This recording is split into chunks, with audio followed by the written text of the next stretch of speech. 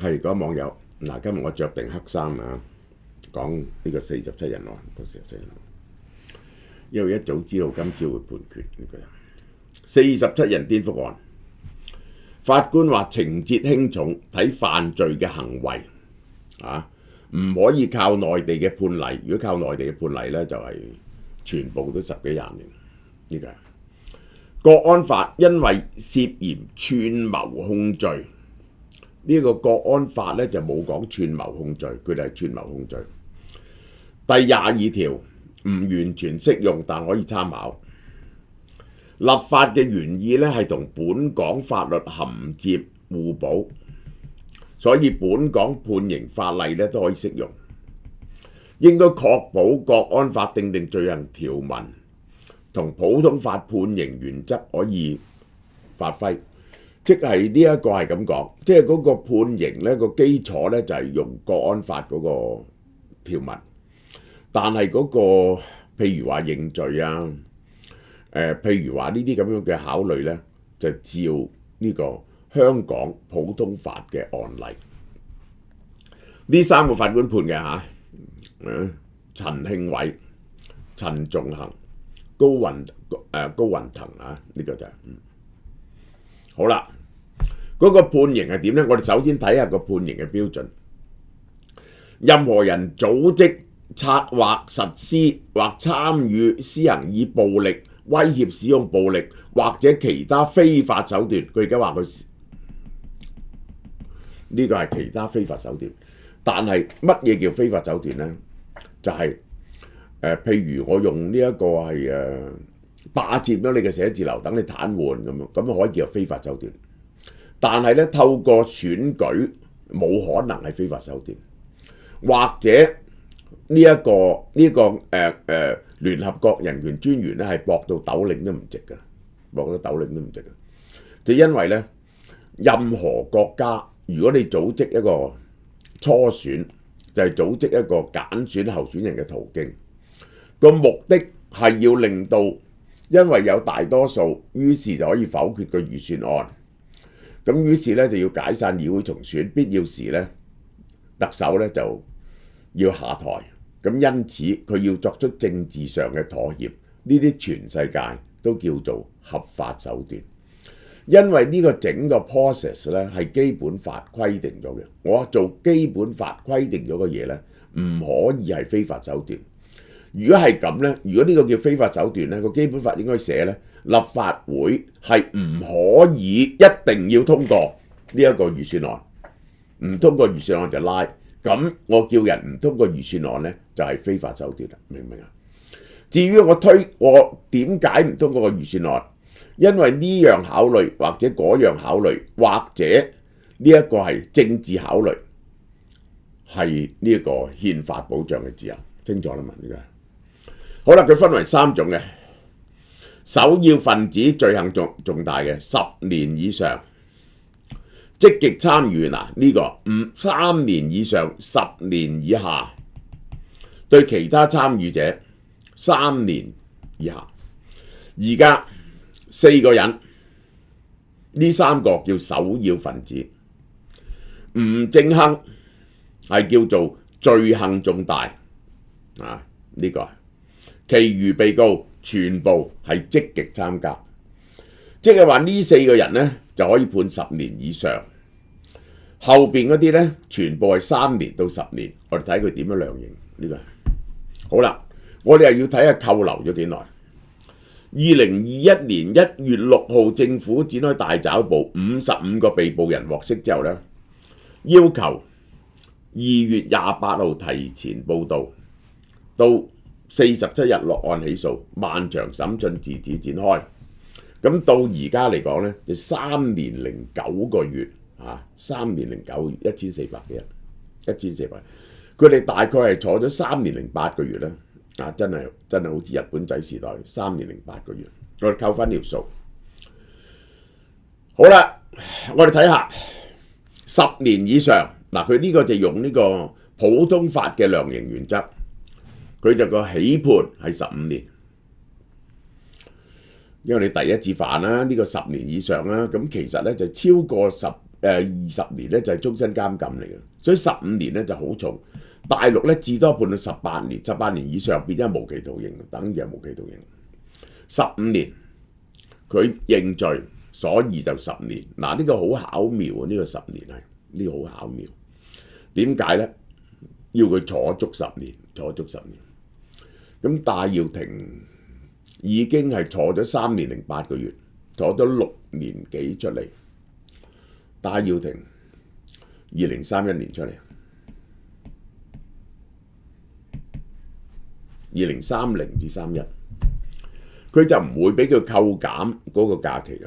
好啦，呢個吳政亨啊，佢咧就係因為佢係判刑7年零3個月，扣3個月，因為佢唔認罪，呢個人唔認罪。佢當佢係情節重大啊，都係就判佢7年幾。呢兩個人啊，呢個即係咧趙家賢咧嗰陣時，我同佢一齊合作就登記啲選民啊。結果趙家賢同區諾軒咧就係，如果你學戴耀廷咁樣，佢哋咧就會判15年認罪，咁咧就10年。佢哋咧出嚟做證人，尤其是區諾軒咧，我非常不指佢啊！佢咧就係大力督戴耀廷。我諗佢嗰個交換條件就要個大力督戴耀廷。趙家賢就冇咁毒嘅，區諾軒非常毒呢個人，好多係攀附誣衊之詞，完全冇證據支持。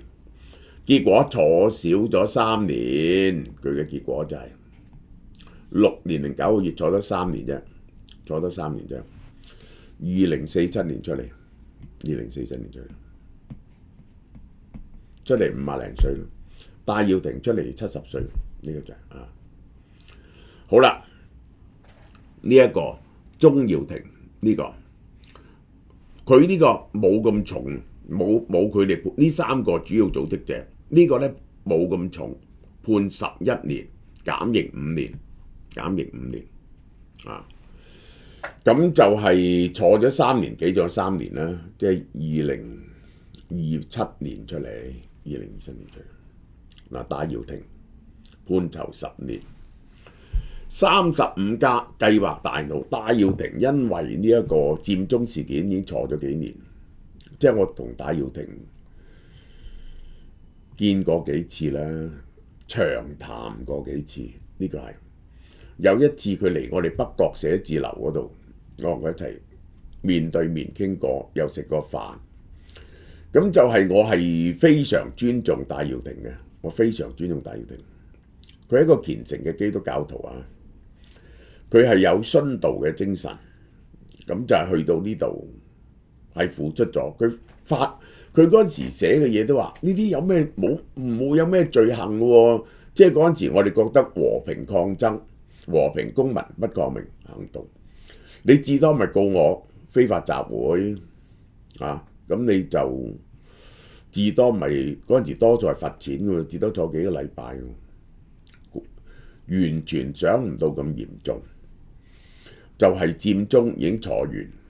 咁佢咧根本咧就19年咧佢冇參加，19年咧佢已經完全唔出聲。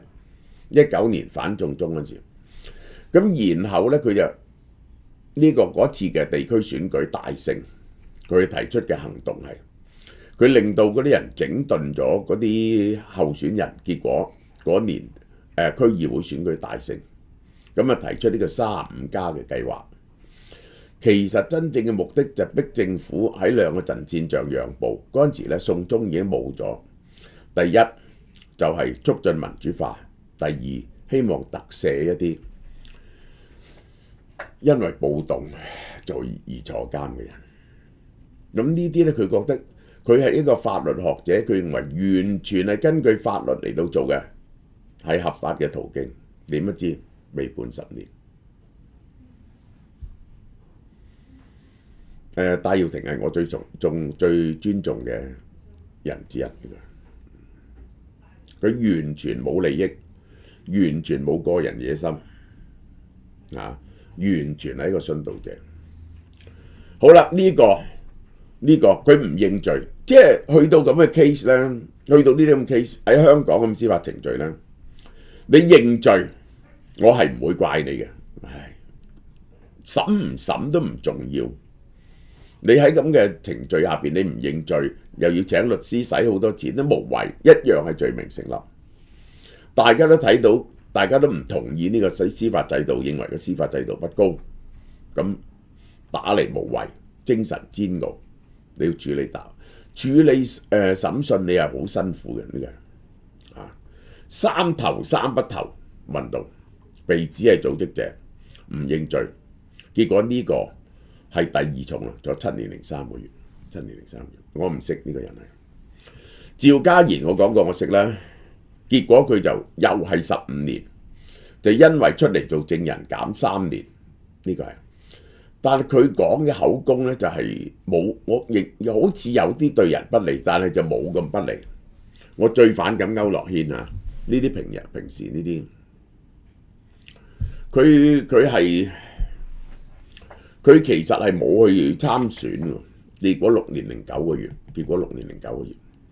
咁樣指控戴耀廷，我真係覺得啊，我講俾大家聽，你如果認罪唔緊要，你出嚟做證人都唔緊要，但出嚟做證人你一定要講事實，唔好因為討好檢控官而去誣衊其他人。嗰個就係我對呢件事睇嘅底線，即係我睇見喺封建王朝入邊咧，有好多人咧，俾人哋拉咗入去錦衣獄度，打到佢半死，要佢指控其他嗰啲人。佢有啲人話呢個唔係事實嚟嘅，我唔可以咁講。都有人為咗維護自己嘅誠實啊，而係俾人哋打死嘅，呢個就係。咁何況呢個只係坐下監，結果大家記住呢個人就為咗坐少3年零1個月，即係做出我認為非常冇人格嘅嘢。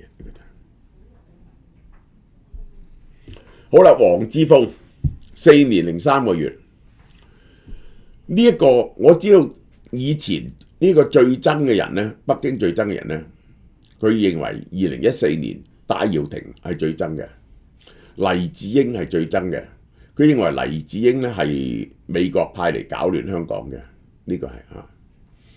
咁就係戴耀廷咧，就係所有嘢嘅主腦。如果唔係咧，戴耀廷喺度搞震咧，就香港會就係太平好多。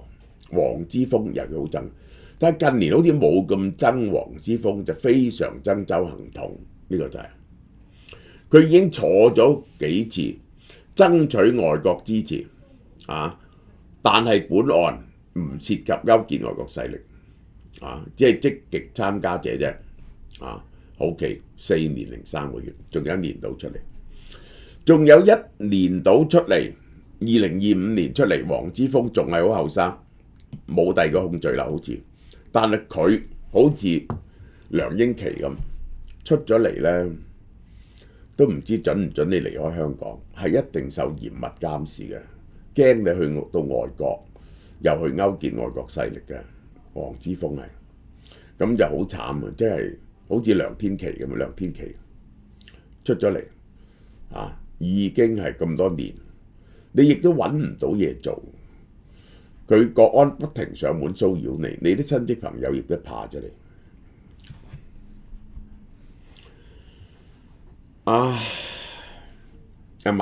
慢必啦，慢必當然係我最 close 嘅人之一啦。當日佢曾經係呢個人網嘅 CEO 係咪？人網嘅 CEO，佢係最蝕底。佢喺2021年9月16號準保釋，即係還押咗1年啫。要坐5年零6個月，真係慘，真係慘。坐到2030年，坐到2030年慢必已經係60歲啊，60幾歲。佢2060年到啦，慢必1960幾年出世嘅慢必，應該60幾歲啦出嚟。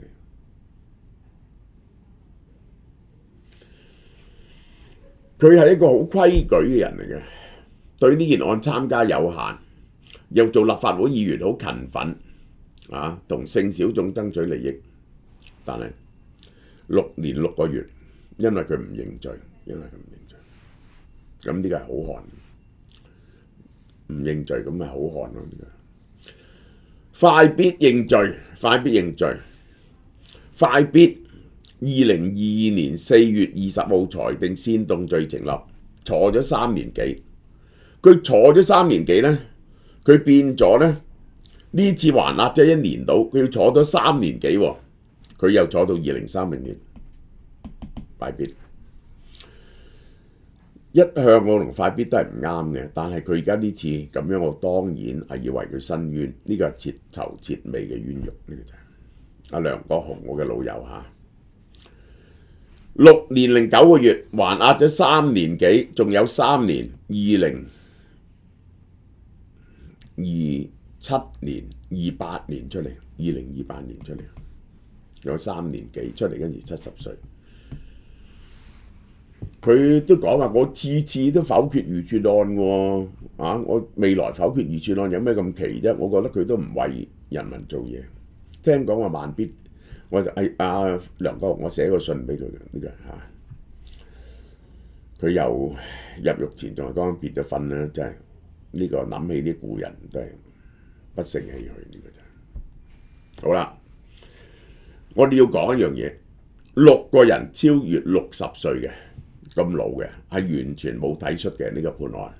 梁國雄68歲最老，黃碧雲唔認罪，佢都算硬淨。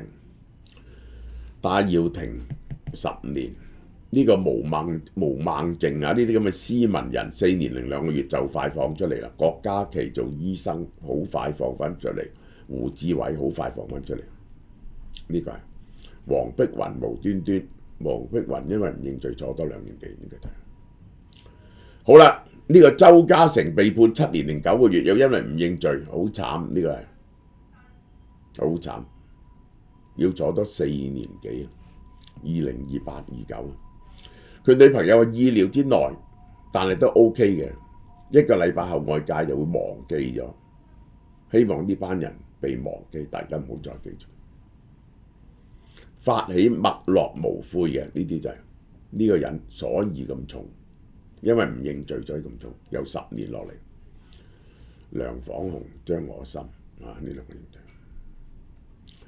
年逾80歲，毛孟靜嘅老公 Philip Boring 個老婆已經坐咗4年，有呢種結果都係一種解決。We have been waiting for a long time。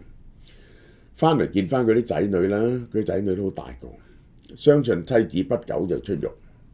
佢精神咪逐個妻，嗰啲細路應該30幾歲。In good spirit, we will survive。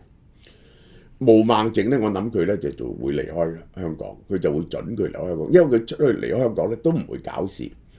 呢個黃之鋒呢，我就好擔心，黃之鋒出獄都未必能夠離開香港。而家我哋又睇緊後任呢一個美國國務卿魯比奧嘅反應。黃之鋒每次去美國都見到魯比奧嘅，呢一個咁嘅判決呢，即係國際呢一定認為係太過嚴嘅。參加初選喎，美國人人都參加初選㗎啦，共和黨有初選啦，就推翻拜登政府啦，係嘛？咁係咪顛覆國家政權啊？即係魯比奧做國務卿。華爾茲做係做呢個國家安全顧問呢。如果唔制裁香港嗰啲法官同律政司呢，佢係交代唔到嘅，好嘛？呢段講到呢度。